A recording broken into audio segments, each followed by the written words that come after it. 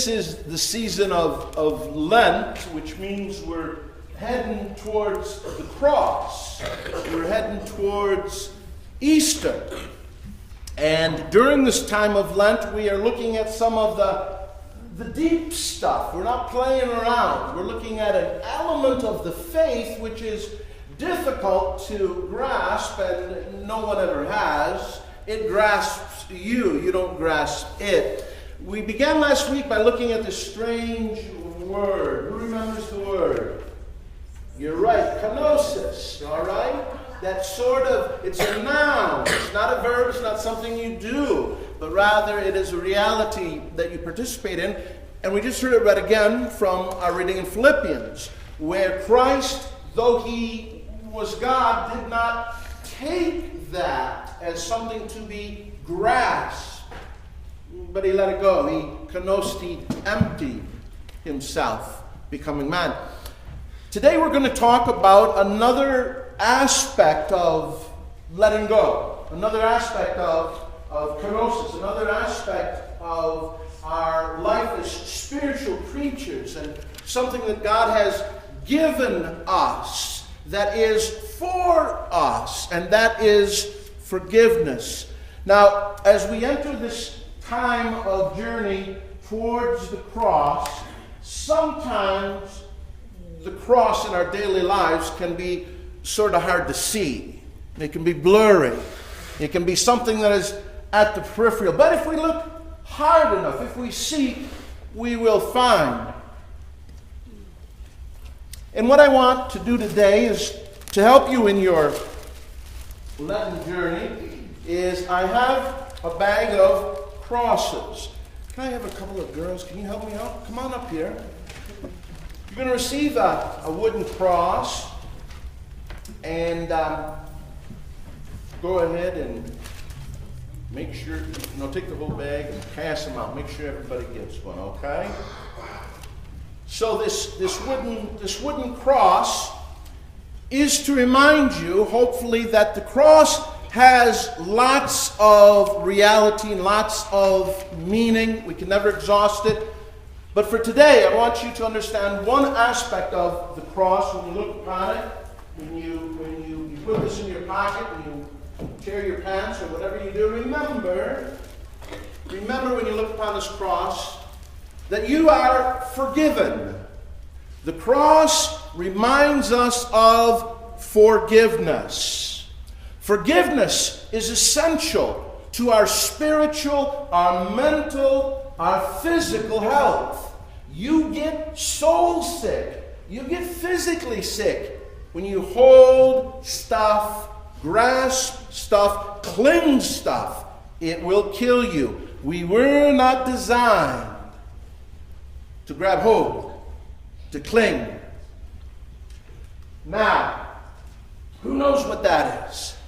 Ladies, have you ever seen one of those? Yeah? Now, Girl Scouts, you guys go out into the wilderness and no, not so much. The malls, they don't have it. This is a burr. This is a burr.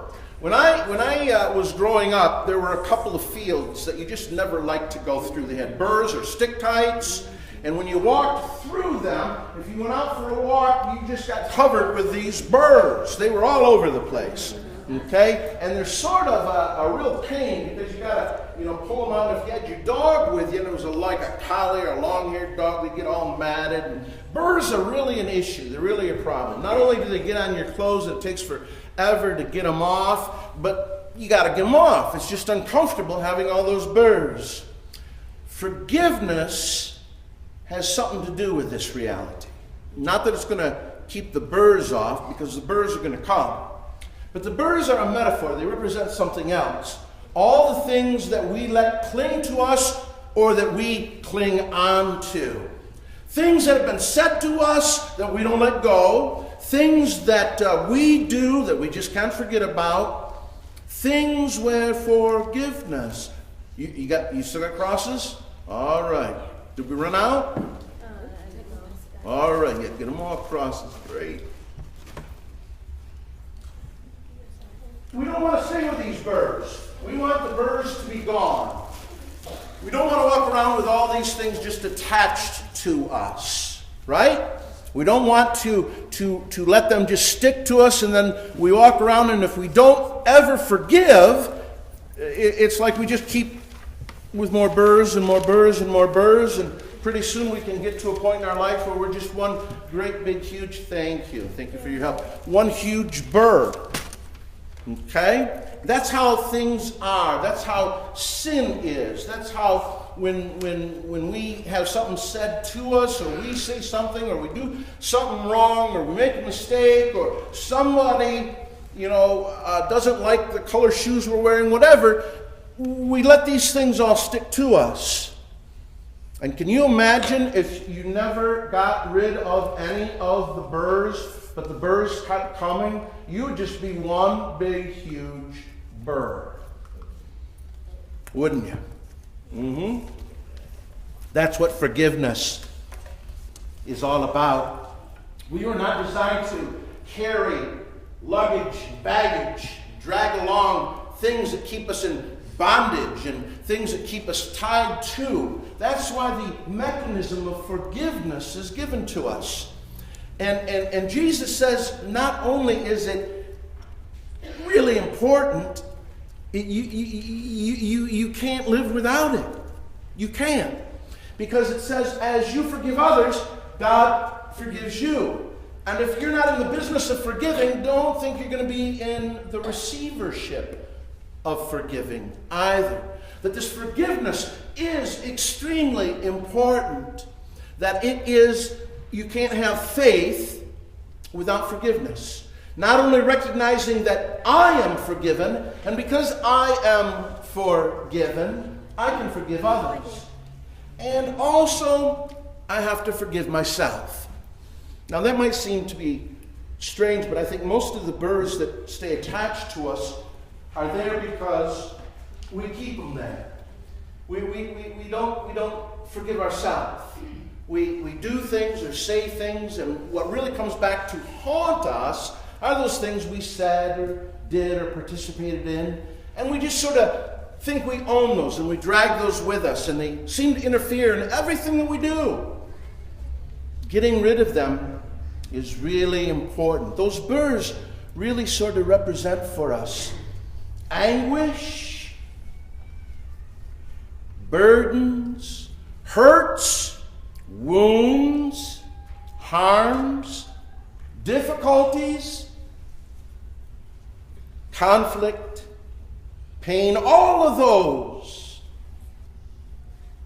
fueled by stress, anger, resentment, bitterness, and regret. If you do a quick study, a survey, an inventory of yourself, and you ask from the top of my head to the bottom of my feet, within me, are there any anger issues? Are there any resentments? Any regrets? Any bitterness? If there is, you got some work to do. And we all have work to do. Those are not things that God wants in your repertoire. He doesn't want them in your bag of tricks. He doesn't want you carrying them around. You weren't designed. They will make you soul sick. They will physically harm you. You got to let them go. And how we let them go is with forgiveness. To forgive ourselves. If we don't, the result is confusion, this feeling of stuck and stuckness, this feeling doomed always to fail, despair, fear. Remember, there are really only two realities, two emotions: love and fear. And if it ain't love, then it's fear. That's a good way to check yourself. If what you are sitting in right now is not love, an aspect, a product, an expression of love, then it's opposite, which is fear. And fear is there because of a lack of forgiveness. Forgiveness not only helps us release and let go, it diminishes the power that stress brings and has, that comes from judgmentalism of ourselves and others. From 0 being nothing to 10 being, you don't want to be 10. From 0 to 10 today, you as a human soul, where are you when it comes to judgmentalism? How judgmental are you? Think for a moment. And I'm going to tell you that none of us get it right. We either think we're more than we actually are, or most of us think we aren't. Judgmentalism comes in many different ways. You know, God always lets me experience what I preach. So I got this whole bag of crosses, right? And